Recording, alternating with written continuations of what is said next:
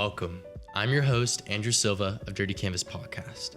In today's episode, we'll be interviewing Mikey, a teenager in the Stockton area, and today the emphasis will be on fentanyl. Mikey recently experienced the loss of a close family member and friend through a fentanyl overdose. And so today, he really wants to get his message out on what fentanyl is doing to his community, and especially within the youth. And also we'll be hearing out his experience of Christ and how that has changed his view of life. Thank you. All right, welcome onto the podcast, Mikey. I'm really excited to hear your story. So let's just go into it. So what is your life story like from the time you were born into where you are now? Well, my actual first name is Michael, if that wasn't clear already through my nickname. I go by Mikey. I was born in San Bernardino. I was born April 5th, 2006. My birthday initials is actually 456. Oh, wow. It's kind of it's cool. funny. And I lived in San Bernardino for the first 6 months of my life, and then I moved down to Stockton, and I lived basically my whole life there, besides moving to Fresno when I was like 3 or 4 years old, and then moving back to Stockton. But I was mostly raised in Stockton. My first encounter with like drug violence and all that like happened when I was like 3 years old. And I don't really got memories of like all the violence I've seen and all that, but I know that I was in that environment. And so at a young age, I knew that like that's some stuff that I should not ever do in my life, resolving around doing heavy drugs or resolving around in gang banging and all that, because I was raised upon that. And then at the age of 6 years old, I was taken away into foster care, and then my grandpa came and took me as his guardian. And so I lived with him from the time I was 7 years old up until I was 9 years old. He kind of raised me as his like own son and whatever. And then I moved back in with my mom. And so during that little time frame of my life when my grandpa had taken me in, my mom was still in her addiction. And so I got introduced to God at a very young age, resolving around praying. My grandpa taught me how to pray and told me what I should pray for, which was my mother. And so after 2 years of consistently praying, she got clean. Wow. Wow. Power of the Lord. And her clean date is this month. I just don't remember the date. I think it's the 9th or the 10th, but she's going to be clean for 10 years, I think. Wow. Congrats. So, and then I moved back with my mom, and I had like the knowledge of what I had when I was younger, seeing the things I seen. And so from that early on, I knew that that's not the way I should go. That's not where I should be at. And, so during the time when I was living with my grandpa, my relationship with my dad was, a little bit rocky. He was in my life for like about a good 2 years through the time I was living with my grandpa. Then he got into an accident and got addicted to opioids. And so he's a heroin addict and a little bit of fentanyl addict too. And so I haven't seen him in like 9 years, I want to say. Wow. So that's another thing of my life that's missing. And during that course of my life, I was kind of longing for another family's love, I was not close to my dad's side as much as I really wanted to be for like after I hadn't seen my dad, after he left and like got into doing heroin and all that. I didn't see them for a very long time. And so I started going to a church, His Way Community Church, in 2018. I went to a Bible study because my mom forced me to. And I started going to that church like by myself every Sunday in 2019 just to really grasp what it was. And I got baptized, and I found out what Christianity was and how it ties to the one I was praying to, and I became a Christian right then and there, and I followed Jesus Christ, my Lord and Savior, and here I am today. Wow. So living that life. And a month ago, Actually, exactly a month ago, my uncle had passed away due to fentanyl. And fentanyl is something that I really never took as serious. And so now, this new chapter of my life, I am really focusing up on this fentanyl epidemic because I want to take it more serious because I lost someone that I truly loved, you know? Wow. So that's just a little bit of my life, um, not everything, but just a summary of my life. Wow. Thank you for sharing that. I know, especially, it's so hard to lose a loved one, especially to fentanyl, especially because a lot of times we hear all this stuff about the news and the media, but we don't ever really expect that to happen to us or to our families, especially people closest to us. So who was Sonny to you? My uncle Sonny, he was when I was young, he was kind of my inspiration. I like wanted to be like my uncle hecka bad. You know, I grew up with him from an early age of like 1 years old, 2 years old. He was like 8, and then my other uncle, Moses, I grew up with too. He was 7.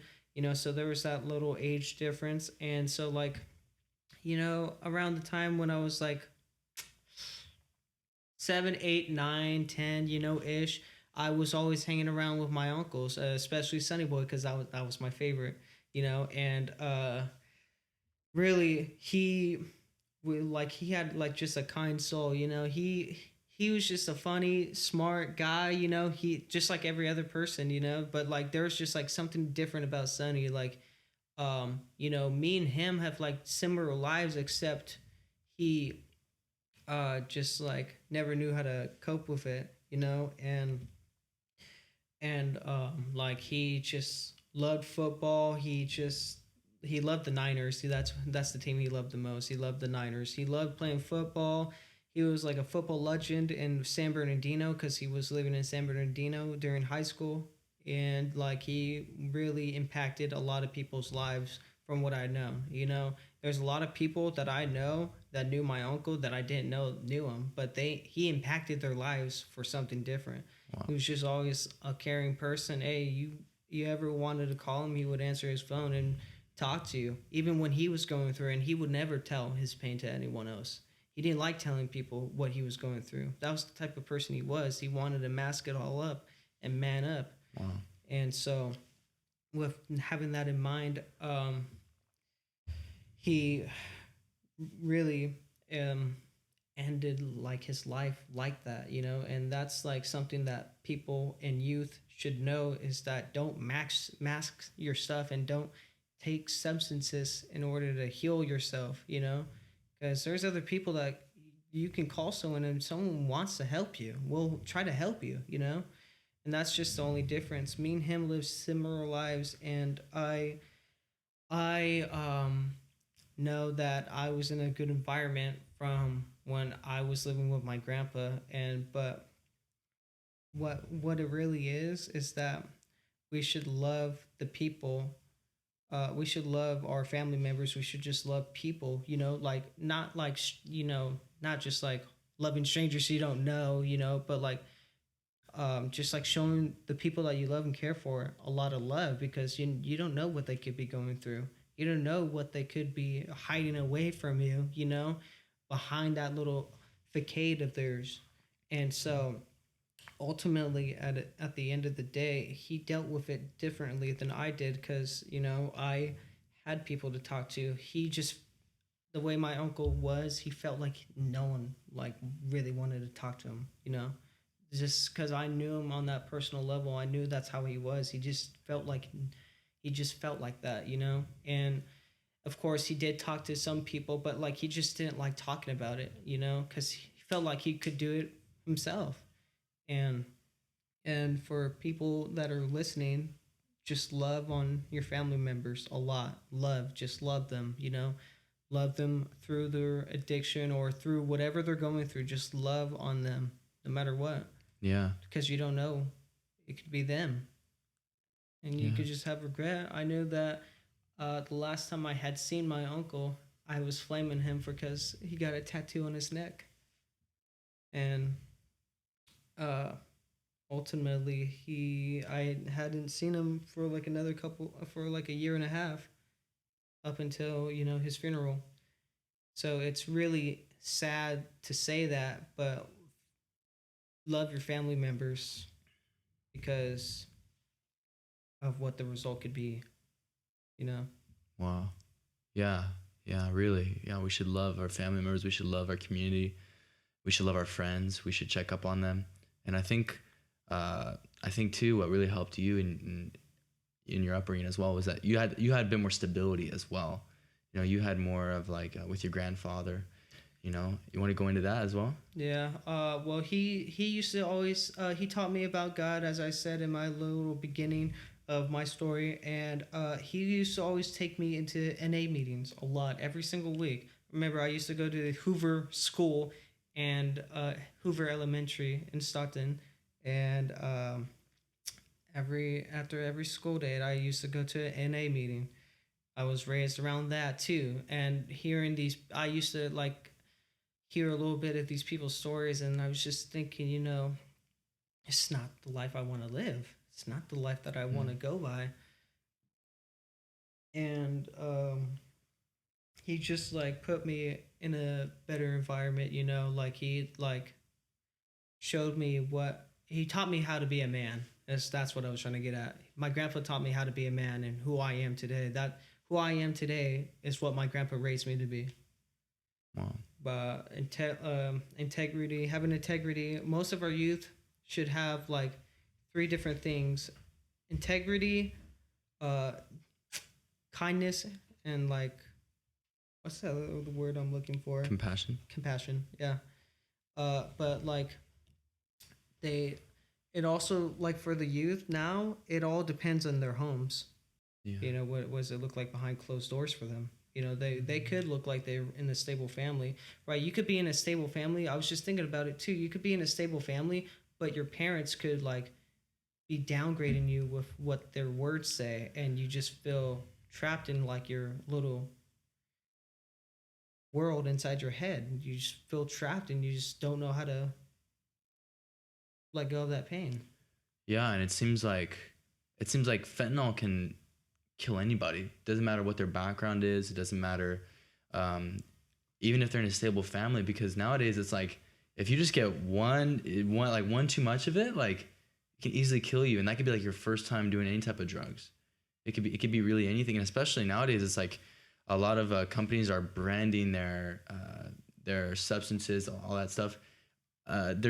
They're really just trying to get more youth into it, And so, what would you say to the youth, especially because we hear all about like don't do drugs, don't have sex, all that stuff, but and like like we know we're not supposed to, but we tend to go towards that anyway. What would you tell what would you tell your generation about fentanyl and like just about the dangers of it? Well, I'll tell you right now that I'll tell to the youth that every drug is dangerous now because of fentanyl. You shouldn't do pills because it could be laced with fentanyl, or even if you smoke weed and your homie like rolls you a wood and freaking it could be laced with fentanyl. Yeah.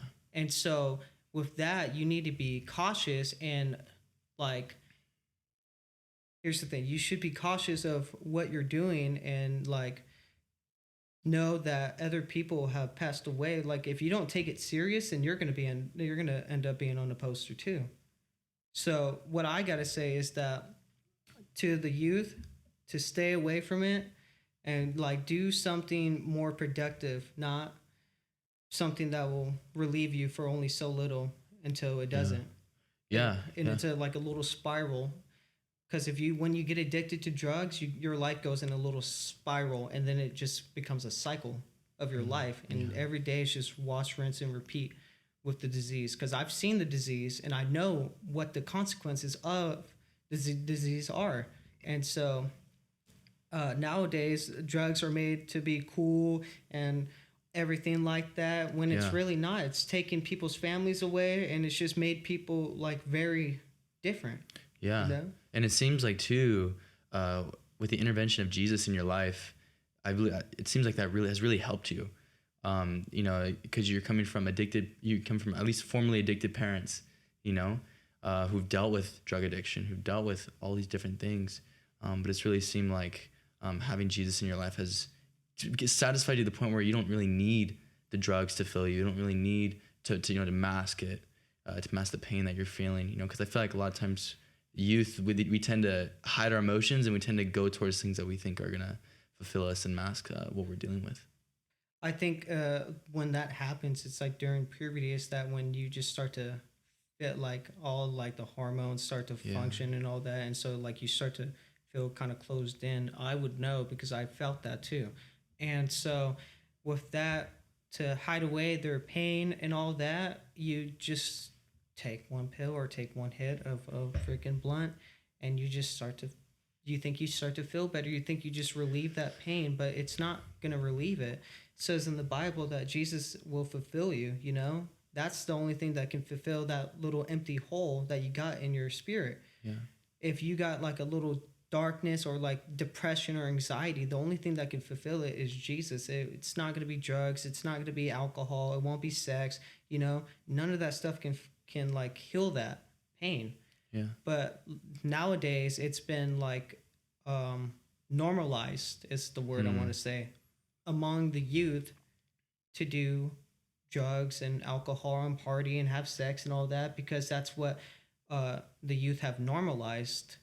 And especially with drugs and alcohol and gang banging too, that's another thing too. People think gang banging is cool and it's not. I've not been raised with that, but I've seen what the consequences that is too. Yeah. So the only thing that can fulfill you is Jesus. But like if you are struggling with addiction, seek help, and there will be people to help you. And it's just like what my brother said, is that find positive habits to do, not like habits that will eventually put you in the grave. Yeah. Wow, that last part you said, but find positive habits that won't put you in the grave. And it's like, well, because we were talking about, I don't think this would ever happen to me or my family, but it's like a lot of these deaths from fentanyl are unexpected. You thinking you're just taking a blunt or this pill or a Xan, whatever it may be, but it's laced and you don't even realize that. And that's the scary part. That's the scary part of fentanyl too. You won't even know there's fentanyl in there until it happens to you, until you like go whatever happens with fentanyl, because I've never experienced it. I don't know what like really happens with it, but I know that when you do it, you just knocked out. You just are unconscious. And so you don't know it's there. I'm pretty sure it's like not invisible, but you won't like, you can't even like uncover it. Yeah. It's just like a sprinkle of salt essentially. Yeah. And so you won't know it's there until you take it. And then what then, Yeah. Do you think there's enough resources or services to help teens who are dealing with that? With fentanyl? Yeah. I think there's enough to help someone, but I think there could be more that could be done. The stuff that people do is we do outreaches and stuff. We try to reach to the people, to the youth, right? But the people are going to need to want it to like. So here's the example I'm going to use. I know I'm like stuttering a lot, but I'm like thinking of an answer. Is that in order for them to change their lives, they're going to have to want to change their lives away from that. And most youth like to feel that fun and all that is because they're kids. They think that, their teenage years they got teenage years and they don't got to be an adult yet until the kids, So I've known like a couple kids, not personally known them, but I know people that have known their friends died to an overdose or to fentanyl or to any of that. It's getting to our kids now that fentanyl is affecting kids' families. Yeah. And so I think schools should like absolutely like take caution of fentanyl. I don't know what school regulations are nowadays. Maybe do they carry Narcan? Well, the discretion of the administration should consider having Narcan at all schools, because if one kid overdoses and that school doesn't have Narcan, they're gone. it's sad. It's just the sad reality that we live in. Like back in the day, fentanyl didn't really do as much. It was always heroin or meth or anything that you could overdose on and die from. But now fentanyl is like killing people that we love, and it killed someone that I truly loved and cared for, that I grew up with, and it's really sad, like, because I never expected it to be him. We all, if you deal with a death with fentanyl, if anyone has dealt with it, that's what you feel. I never thought it could be him, because you would never think that they would take a pill or a blunt or anything that had contained fentanyl. Yeah. So, what do you wish that your uncle would have known about fentanyl? Do you think he was educated on the topic? I don't think he was. I think he knew of it. I just don't think he like was really cautious of it as much, because I knew him. He wasn't really, he was smart, but just like not really cautious of everything, He just wanted his pain to go away. And I brought him to church a couple of times, so he knew Jesus. I got him to accept the Lord into his heart, so I know where he's at. He's in a better place now, but still, I think he could have been more cautious of doing that and known that maybe this will hurt me, and not heal that pain away from me, because that's what the indication was. Yeah. Yeah. Wow. Yeah. And do you think the youth in general? Do you think? I mean, we've been told about fentanyl, but do you think there's enough precautions? Do you think there's enough just resources in general to help? There could be more done for sure. Yeah. There could be more done. People should start carrying Narcan with them, Okay. and I think that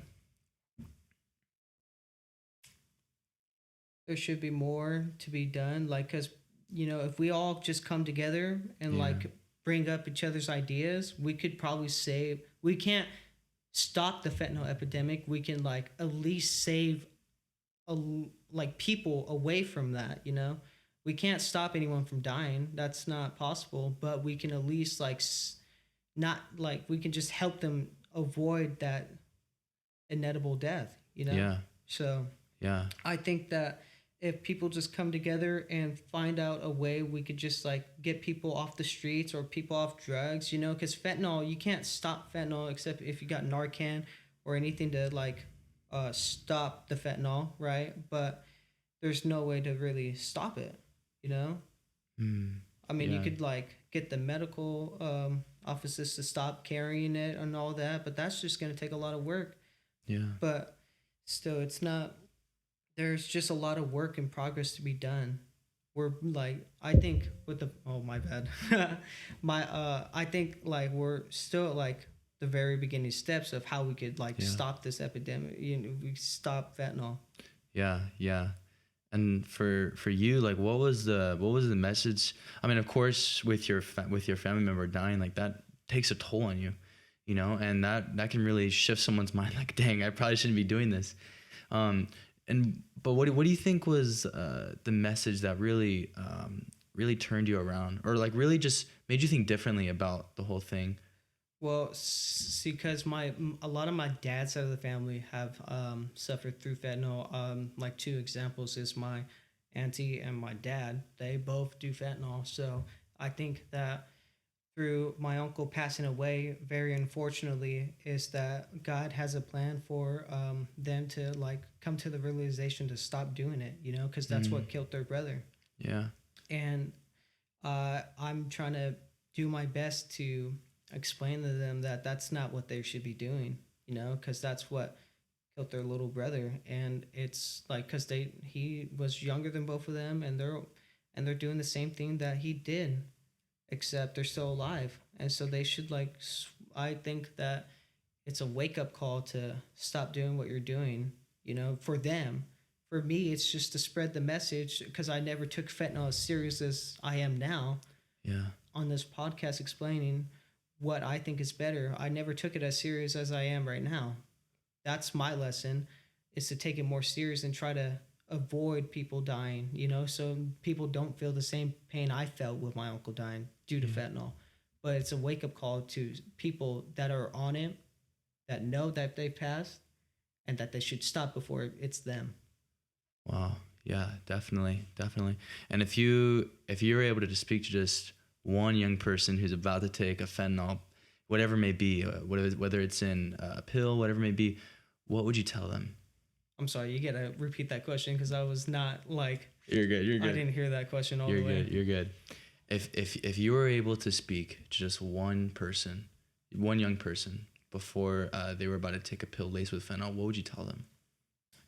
To not do anything to relieve their pain, to change their life away from that before they end up like someone else's family member, you know? Because everyone, I don't know, like there's a lot of people, like I've known like 4 people within this past year have passed away due to fentanyl. People I've known, one that I was close with, other people I've just known, you know? So there's a lot of people that are dying, and that's what I would tell them. People are dying due to fentanyl through these other drugs because they lace them or they just put it in there. Yeah. And really, like a little bit just gets you like this, gets bigger. And unfortunately, with that, there's a lot of people that pass. I think personally that kids shouldn't be doing drugs, and it's like we should go out to schools and tell them, hey, don't do drugs, but we gotta like be more stern with them. We gotta like put more explanation to it, you know, just instead of saying don't do drugs, you know, just put like show what evidence we have behind of why you shouldn't do it.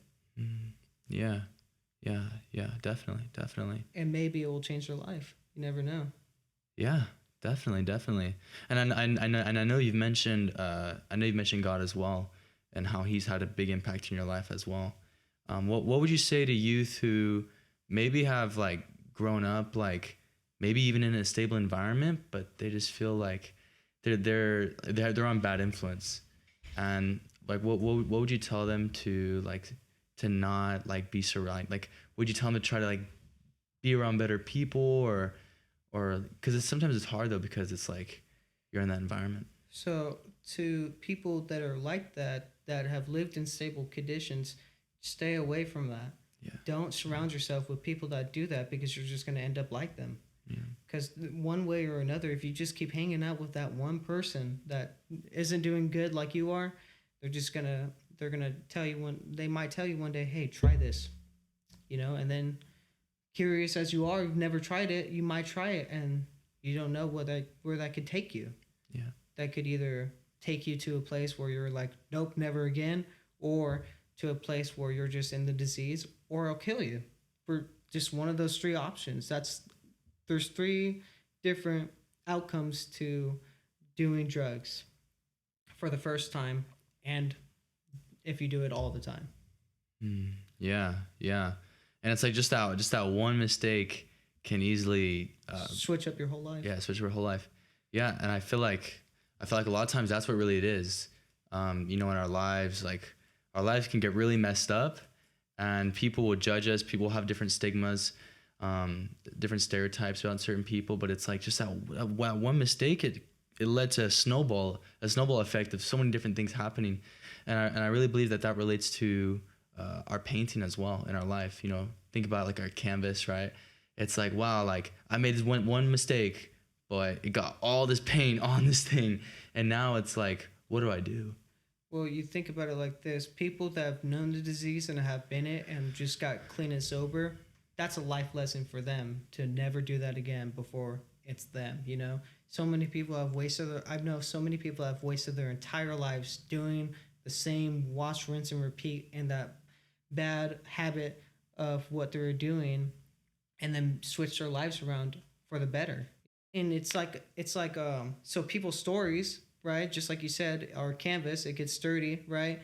Our canvas could be an example to how to live your life, not to make the same mistakes that someone else made. Yeah. That's how my life's depicted on. I've lived my life living off not other people's mistakes, but like knowing what their mistakes were to avoid it. Yeah, and I love what you mentioned too. It's like you went through a lot, But for your canvas, it's like Jesus literally washed it clean. You know, Yeah. you were given a new slate, and I've seen that with a lot of other people as well. And I think you're just a living testament that the gospel really does change lives. You know, I think a lot of people are looking for stability, they're looking for love, and for you that's all been found in Jesus. And so that's really powerful.